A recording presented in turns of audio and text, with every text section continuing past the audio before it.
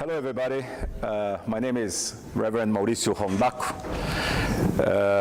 I'm very happy to be here. I'm from São Paulo, Brazil. I'm a member of Higashi Honganji. And it's very good to be back and meet all these wonderful friends the Dharma could put together in my life. In this Dharmarathon, I would like to take the opportunity to expound what we are doing in terms of Buddhist wedding ceremonies in Brazil and how we can take this experience as an example to adapt and look to the road ahead. 3 years ago, I was invited by a couple of friends to celebrate their wedding ceremony. I said yes, and I was very honored to do it. Besides, I would never had celebrated one wedding after my Tokudo. Then a week later, they called me back with a very uncomfortable voice, canceling the invitation, saying they had changed plans for the ceremony, and now they would do just a ring exchange and no religion support. They were very good friends of mine for a long time, and I wouldn't accept that situation so easy. So I decided to explore what happened, and I called a mutual friend, and with the finesse of an elephant, I asked what in hell had happened. And she laughed and told me the couple had searched the internet to find videos of Buddhist weddings, and they hate it.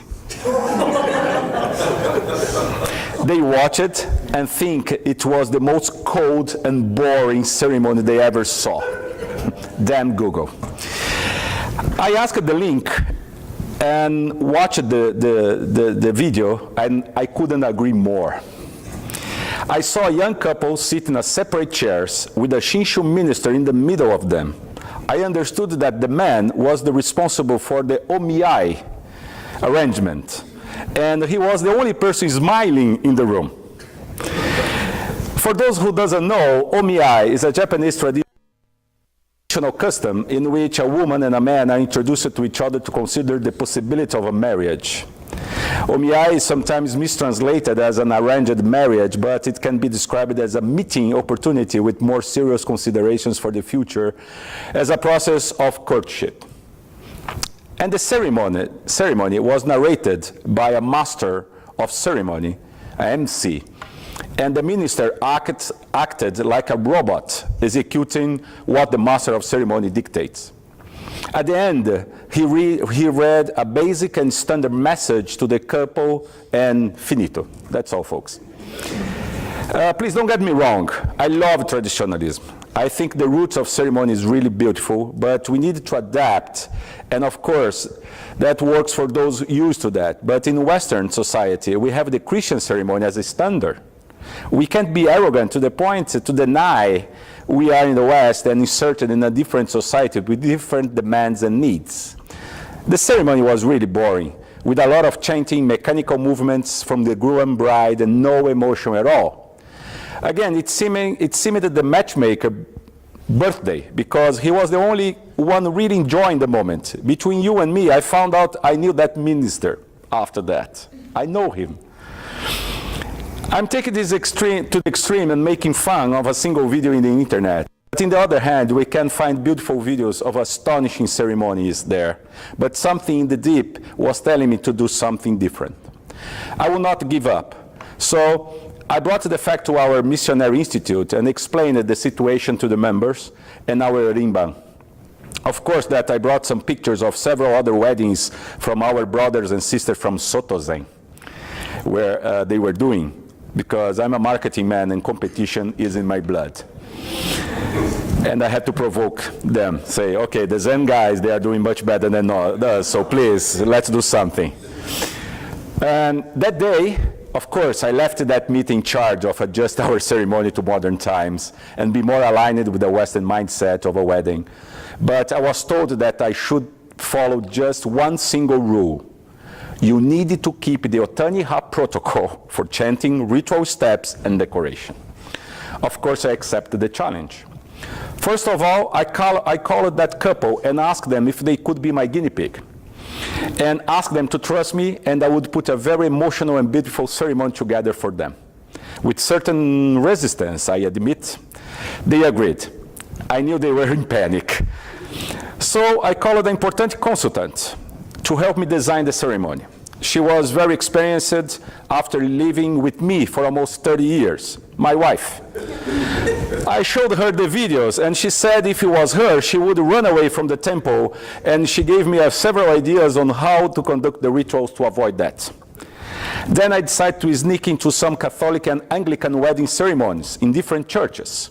Several Saturday nights, I dressed up with my suit and tie and pretended to be a guest of people I had no idea who was, just to check the details I never paid attention before, as well as the sermon's content, remembering the classes we had in the last WEHOPE, especially one rule: people who listen must leave transformed.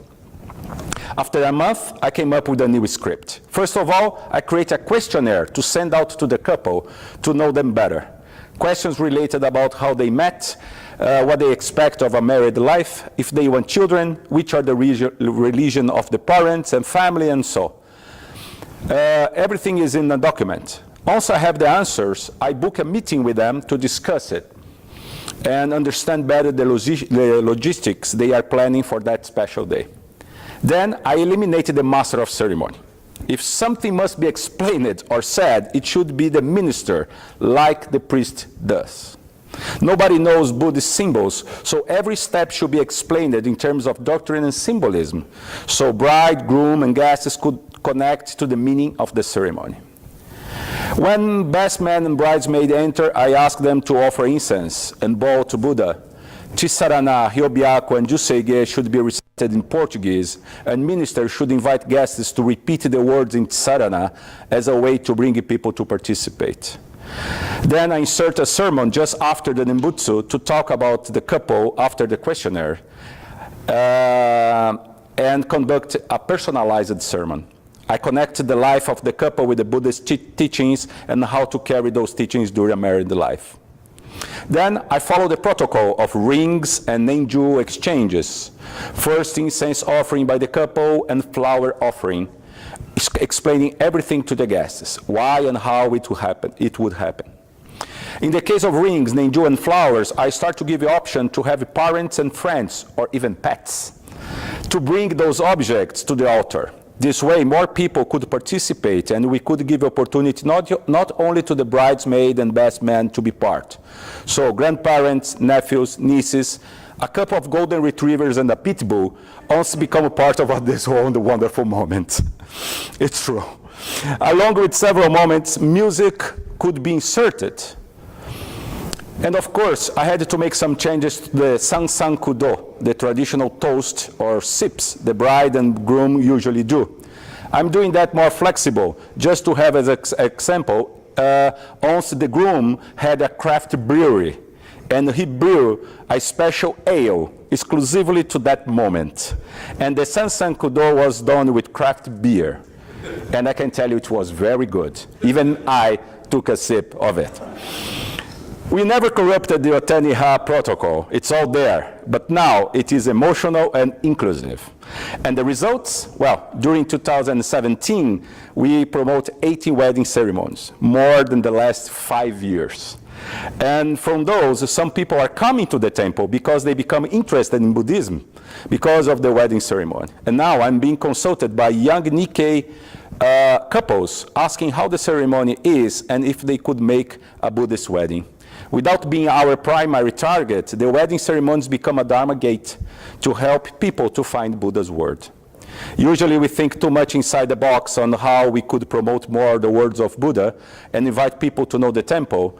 We need to kick off the box out and focus on what our Monto-san are demanding instead of impose what we think is the best for them. Let's adapt as much as possible to meet those requirements, keeping our tradition and protocol, but giving new colors to a faded picture. I'm telling all of this story to tell about 2 questions I insert in my sermon to those new couples. And why not old couples too? We could ask ourselves to make 2 questions to make a health check of our relationships under the light of Buddha teachings. During dark times, of course, nobody tests relationships during bright times. Ask yourself and your partner, is there still love in this relationship? Because love is the foundation of any marriage. If the answer is no, it's time to follow different paths.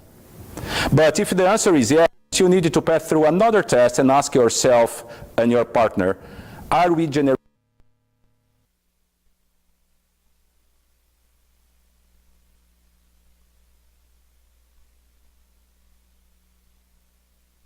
for some other variables is generate suffering to one, to the other, or for both.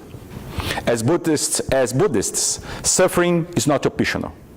If it exists, the situation is not healthy.